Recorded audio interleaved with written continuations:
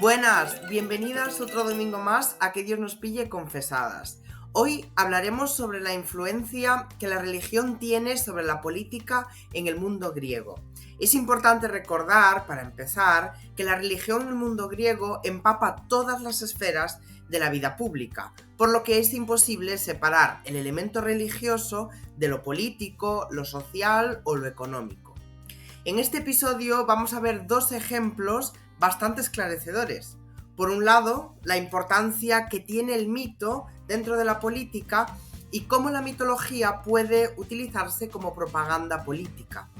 Por otro lado, vamos a ver cómo los oráculos y los ritos adivinatorios también jugaban un papel muy importante en esta esfera pública, ya que las poleis consultaban siempre los grandes asuntos del Estado a Apolo y a los demás dioses proféticos. Como ya vimos en un episodio anterior sobre la adivinación en el mundo griego, que os voy a dejar por aquí arriba, existen otras divinidades como por ejemplo Zeus, Dioniso, Hermes o incluso Gea, que tenían poderes oraculares. Para empezar, vamos a ponernos en contexto y vamos a resumir rápidamente el mito de Teseo.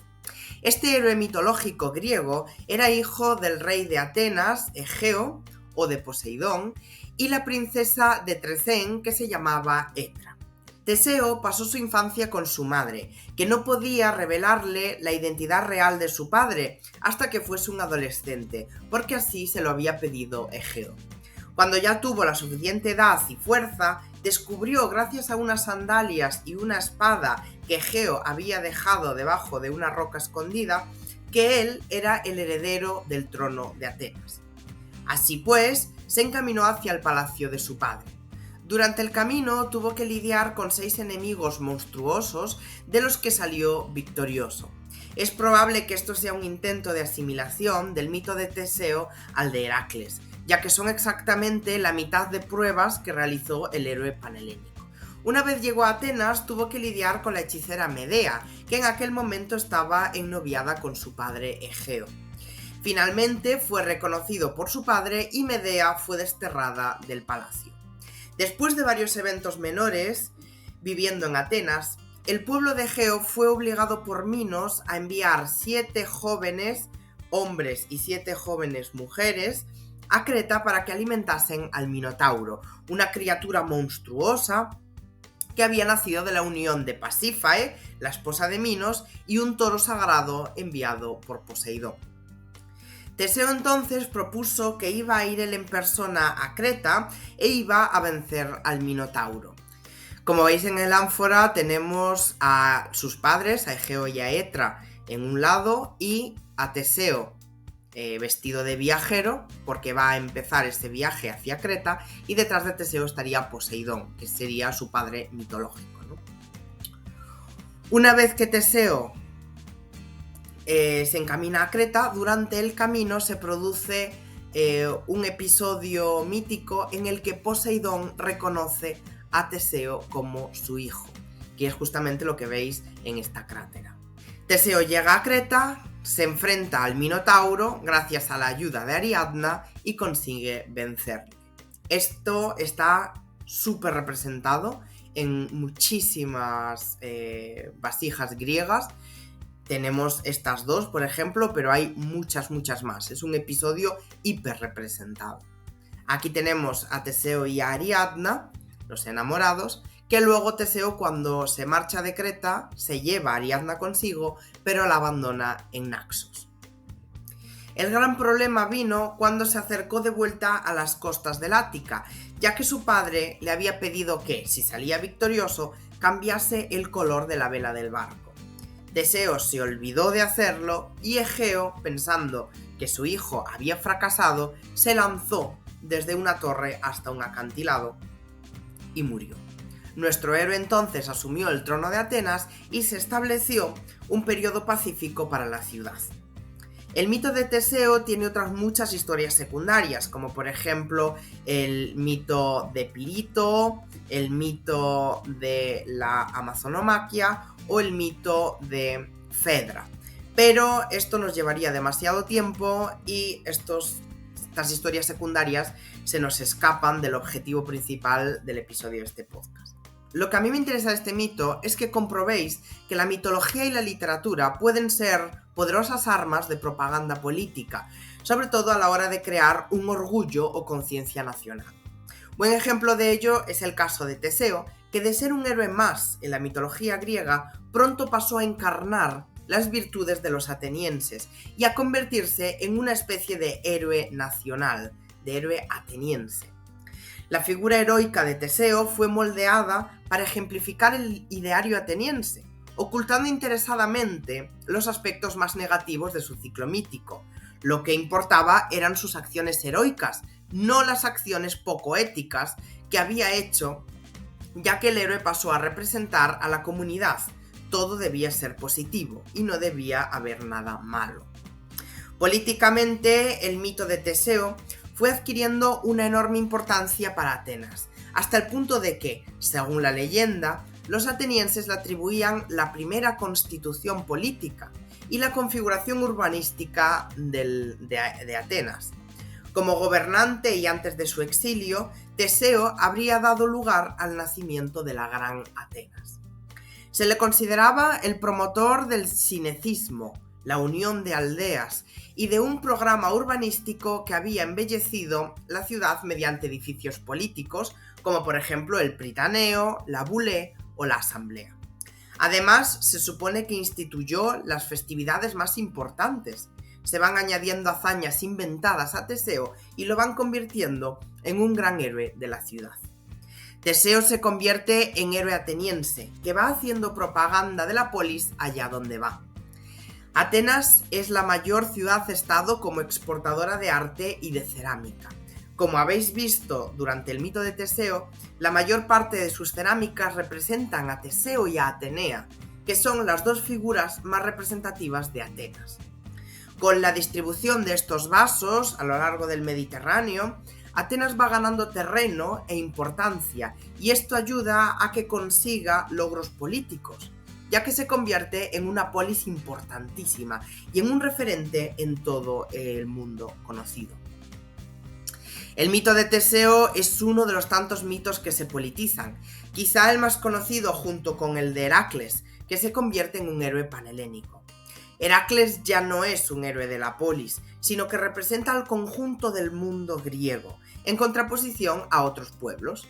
Tanta es la importancia de este héroe que llega hasta Roma, donde se le rinde culto a la forma griega en vez de a la forma romana.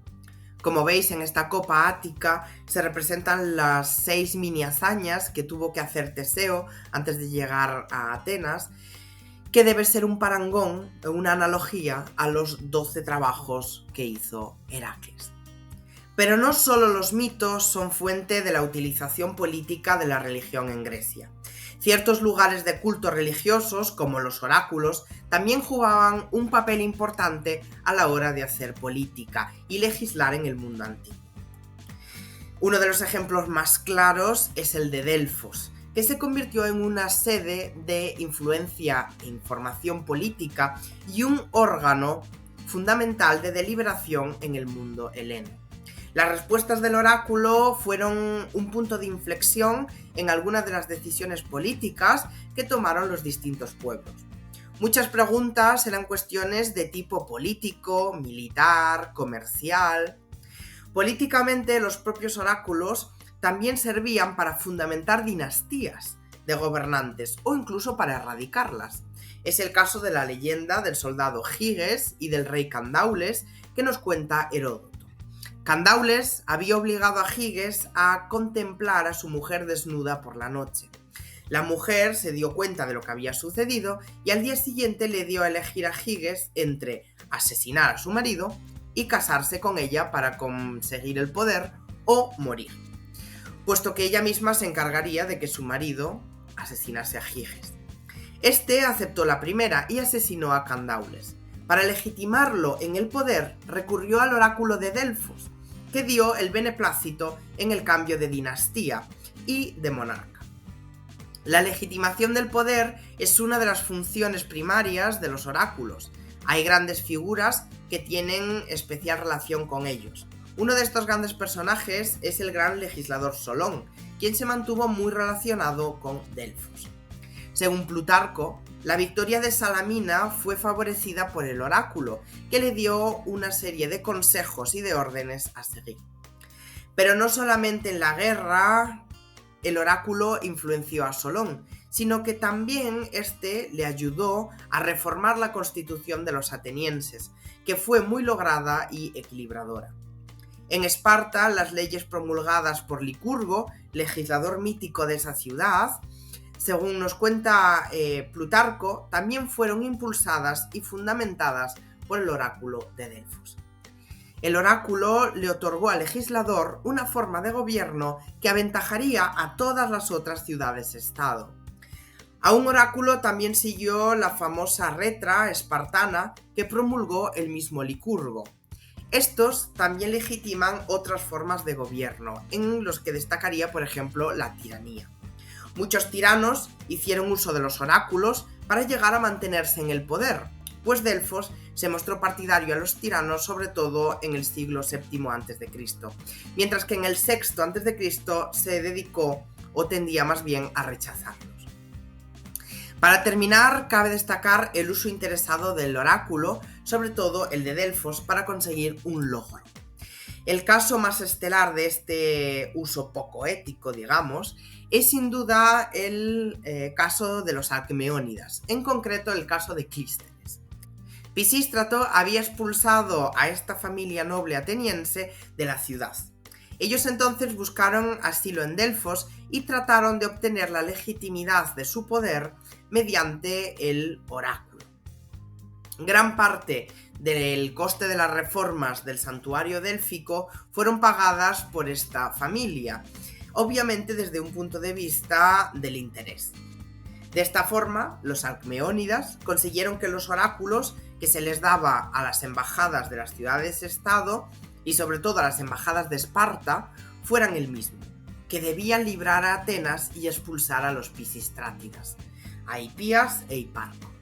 De hecho, así ocurrió, y los espartanos atacaron a los Pisístrátidas para derrotarles. Un factor más específico dentro de la política es el relativo a las guerras. Antes de entrar en combate, ya desde época muy arcaica, era necesario consultar al oráculo. De hecho, la mayor cantidad de conflictos helenos están fundamentados o centrados en un oráculo. Podemos observar infinidad de ellos en las guerras mesenias, en la guerra de Mégara contra Esparta o en las guerras míticas del ciclo tebano y del ciclo troyano. El oráculo de Delfos se decantaba siempre más favorable hacia las polis que ostentaban la primacía, ya fuese Esparta, Atenas o Tebas. Aparecen recogidos muchos oráculos de la guerra del Peloponeso y en las guerras sagradas que se produjeron durante la hegemonía tebana. El problema de los oráculos y las profecías era que, al ser tan enigmáticos, se podría interpretar mal. El caso más famoso de la antigüedad es la interpretación errónea de Creso, relato que nos cuenta Heródoto y que veis en pantalla. Creso estaba en guerra contra Ciro II de Persia y entonces decidió enviar un mensajero al oráculo de Delfos para consultarlo acerca de la guerra. El oráculo le dijo que si comandaba un ejército en dirección este y cruzaba el río Alis, un gran imperio sería derrotado. Claro, con lo que no contaba Creso es que el imperio que iba a ser derrotado era el suyo, no el de Ciro. Absolutamente nada se podía hacer sin el visto bueno del dios al que se le preguntaba. Tal es así que los propios griegos debían consultar el oráculo antes de comenzar la fundación de una colonia para ver si el dios era propicio y daba su beneplácito o no. El propio Platón en sus leyes dice eso. El incumplimiento de la consulta al oráculo podría llegar a ser un desastre tanto para la metrópolis como para la colonia. Hay muchísimos ejemplos de ello, como el del intento de fundación de una colonia en Libia por parte de Dorieo, leyenda que nos narra Heródoto también en sus historias. Este espartano, tras haber sido nombrado rey Cleómenes, se encontraba tan resentido por no haber sido él el coronado que pidió permiso para marcharse y fundar una colonia. Dorieo no consultó al oráculo de Delfos en su partida, sino que rápidamente se puso en marcha hacia la tierra de destino. Llegó a Libia y allí fundó una nueva ciudad, Pero 3 años después, acosado por los macas, con ayuda de los cartagineses, estos lo arrojaron de vuelta a Esparta. El encargado de fundar la ciudad, en este caso Dorieo, se conocía en griego como el nombre de Oikistes. Este era el encargado de preguntar al oráculo y este siempre le ofrecía una obligación que el Oikistes debía cumplir, un acertijo que debía resolver o una condición que debía tener en cuenta para que la ciudad floreciera. El fundador Oikistes también podía ser seleccionado por el oráculo, como el caso que nos cuenta Heródoto de Milcíades en la colonización del Querones. Bueno, como no me quiero extender mucho más, hasta aquí el episodio de hoy. Podríamos seguir hablando sobre este tema largo y tendido, ya que es un tema muy interesante y complejo. Si os interesa, dejádnoslo en los comentarios y podríamos hacer una segunda parte explicando los factores económicos o sociales en los que la religión también mete mano. Espero que os haya gustado y que hayáis podido comprobar la gran importancia del fenómeno religioso en la antigüedad griega, que como veis juega un papel fundamental en la política de la época. Bueno, me despido ya y nos vemos la semana que viene en otro episodio de Que Dios nos pille confesadas. ¡Hasta luego!